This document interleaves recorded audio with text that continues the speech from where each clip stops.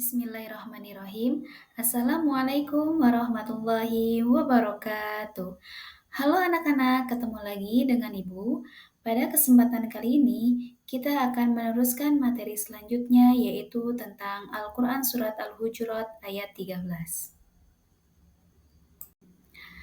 Alangkah baiknya sebelum kita memulai pembelajaran pada hari ini, mari kita bersama-sama membaca doa sebelum belajar yang diawali dengan pembacaan basmalah. Bismillahirrahmanirrahim. Raditu billahi rabba wa bil islami dina wa bi Muhammadin nabiyya wa rasula. Rabbi zidni ilman warzuqni fahma bi rahmatika ya arhamar rahimin. Shadaqallahul azim. Terima kasih kepada anak-anak telah membaca doa sebelum belajar, sebelum kita memulai pembelajaran pada hari ini. Sebelum Ibu menerangkan kepada materi pokok mengenai Al-Quran Surat Al-Hujurat ayat 13 tentang keragaman, di sini akan Ibu bacakan beberapa tujuan pembelajaran. Tujuan pembelajaran yang pertama di sini peserta didik diharapkan mampu membaca Al-Quran Surat Al-Hujurat ayat 13 dengan tertil. Tujuan pembelajaran yang kedua, di sini peserta didik mampu menjelaskan pesan pokok Al-Quran Surat Al-Hujurat ayat 13 dengan baik dan benar. Tujuan pembelajaran yang ketiga, diharapkan peserta didik mampu menulis Al-Quran Surat Al-Hujurat ayat 13 dengan baik. Tujuan pembelajaran yang keempat, peserta didik diharapkan mampu menghafal Al-Quran Surat Al-Hujurat dengan baik dan benar. Tujuan pembelajaran yang kelima, yaitu peserta didik berani mempresentasikan paparan hasil tentang pesan pokok Al-Quran Surat Al-Hujurat ayat 13. Dan tujuan pembelajaran yang terakhir adalah peserta didik membiasakan membaca Al-Quran dengan tertil dan sikap saling menghargai keragaman dan perbedaan sebagai sunatullah. Itu tujuan pembelajaran kita pada hari ini. Berikut adalah peta konsep mengenai materi yang akan kita pelajari tentang Al-Quran Surat Al-Hujurat ayat 13, di mana di sini peserta didik mampu membaca, menulis, menghafal, dan bisa menjelaskan pesan pokok dari Al-Quran Surat Al-Hujurat ayat 13 dengan baik dan benar tentunya. Al-Quran Surat Al-Hujurat ayat 13 menerangkan tentang keragaman atau keberagaman. Sebelum Ibu menjelaskan lebih lanjut mengenai Al-Quran Surat Al-Hujurat ayat 13 ini, Ibu akan menanyakan dulu kepada kalian, apa itu keberagaman atau keragaman? Oke, baik. Di sini akan Ibu menjelaskan lebih lanjutnya bahwasannya keragaman atau keberagaman yaitu merupakan perbedaan antar individu yang satu dengan yang lainnya. Sedangkan menurut Ibnu Katsir bahwasannya keragaman suatu bangsa dan suku adalah tanda kebesaran Allah yang menciptakan manusia dengan berbagai perbedaan fisik, bahasa, dan budaya. Keragaman inilah bukan alasan untuk membanggakan diri atau merendahkan yang lain. Dengan adanya keberagaman atau keragaman, kita bisa untuk saling bertoleransi atau saling menghargai dan menghormati pada perbedaan. Selanjutnya di sini ada Al-Quran Surat Al-Hujurat ayat 13. Di sini akan Ibu bacakan terlebih dahulu ayat ini. Nanti kalian bisa ikuti atau ulang kembali setelah Ibu yang membacakannya. Paham? Ibu harapkan kalian mendengarkan secara seksama.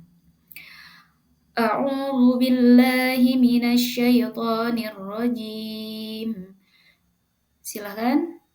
Bismillahirrahmanirrahim. Ya ayyuhan nasu inna khalaqnakum min dzakarin wa untha. Inna khalaqnakum min dzakarin wa untha wa ja'alnakum بعضكم شعوبا وقبائل لتعارفوا إن أكرمكم عند الله أتقاكم إن الله عليم خبير صدق الله العلي العظيم. Nah, di sini Ibu akan menjelaskan arti dari Al-Quran Surat Al-Hujurat yang telah kita baca bersama-sama.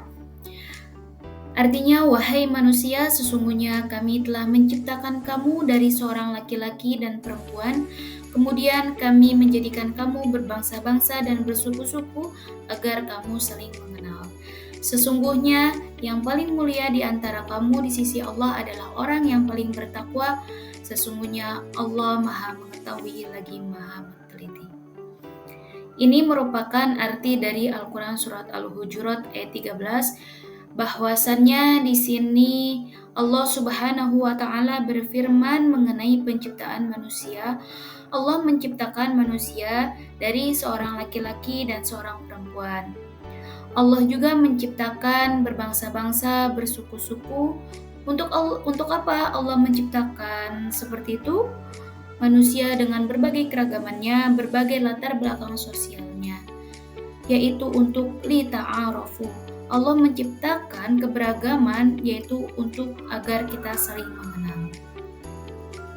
Nah, di sini Ibu akan bertanya kepada kalian, mengapa kita diciptakan berbeda-beda? Tentu saja Allah memiliki tujuan. Tujuan Allah menciptakan kita dengan beraneka ragam, adanya seorang laki-laki perempuan, adanya berbangsa-bangsa dan bersuku-suku. Tujuan Allah menciptakan manusia dari berbagai latar belakang adalah agar manusia saling mengenal dan memahami satu sama lainnya. Dengan adanya kita saling mengenal dan memahami, maka akan tercipta ikatan persaudaraan yang kuat. Bahwasannya anak-anakku, perbedaan bukan menjadi alasan kita untuk saling membenci, untuk saling kita bermusuhan, tetapi dengan adanya perbedaan kita harus saling bertoleransi, kita harus saling menghargai dan menghormati setiap perbedaan. Berikut adalah hadis tentang keragaman yang menjelaskan tentang tidak adanya perbedaan bagi orang Arab atas orang non-Arab. Nah, di sini Ibu akan membacakan mengenai hadis riwayat Ahmad tentang keragaman. Haddatsani man sami'a khutbata Rasulillahi sallallahu alaihi wasallam fi wasati ayyami tasyriki faqala ya ayyuhan nasu ala inna rabbakum wahidun wa inna abakum wahidun ala la fadla li arabiyyin ala ajamiyyin wala li ajamiyyin ala arabiyyin wala ahmar ala aswad wala aswad ala ahmar illa bitaqwa abalagtu qalu balagha Rasulullah sallallahu alaihi wasallam. Rawahu Ahmad an Abi Nadrah. Bahwasannya di sini dalam hadis ini Rasulullah Sallallahu Alaihi Wasallam menjelaskan bahwa tidak adanya perbedaan atas orang Arab kepada orang non-Arab ataupun sebaliknya. Serta dalam hadis ini Rasulullah Sallallahu Alaihi Wasallam menjelaskan bahwa tidak ada perbedaan ataupun tidak ada kelebihan bagi orang yang berkulit hitam atas orang yang berkulit merah atau sebaliknya. Allah menciptakan keberagaman ini bukan untuk saling berpecah belah, bukan untuk saling bermusuhan, tetapi untuk kita saling mengenal, untuk kita saling bertoleransi, saling menghargai dan menghormati. Bahwasannya yang dilihat oleh Allah illa bittaqwa adalah ketakwaannya, bukan masalah jabatannya, pangkat sifatnya ataupun kedudukannya, tapi yang Allah lihat dari seorang hambanya adalah bagaimana ketakwaannya seorang hamba itu kepada Allah. Nah, itu merupakan isi atau penjelasan dari hadis tentang keragaman. Berikut isi pokok ataupun pesan pokok dari Al-Quran Surat Al-Hujurat ayat 13. Di sini akan Ibu bacakan. Yang pertama, bahwasannya Allah menciptakan manusia dengan berbagai latar belakang dengan tujuan agar manusia itu saling mengenal satu sama lainnya, yaitu dengan tujuan agar manusia itu saling bertoleransi, saling menghargai, dan menghormati setiap perbedaan yang ada. Yang keduanya, pesan pokok dari Al-Quran Surat Al-Hujurat ayat 13, yaitu pembagian manusia ke dalam bangsa dan suku bukanlah untuk menciptakan perpecahan, tetapi untuk saling memahami dan menghormati perbedaan sebagai bentuk rahmat dari Allah atau sebagai bentuk kasih sayang Allah. Dan pesan pokok yang ketiga dari Al-Quran Surat Al-Hujurat ayat 13, yaitu kemuliaan seseorang bukan diukur dari perbedaan bangsa, suku, atau ras, tetapi kemuliaan seseorang itu dilihat dari ketakwaannya. Nah, itu merupakan pesan pokok atau isi pokok dari Al-Quran Surat Al-Hujurat ayat 13. Selanjutnya, Ibu akan menjelaskan bagaimana pentingnya keberagaman.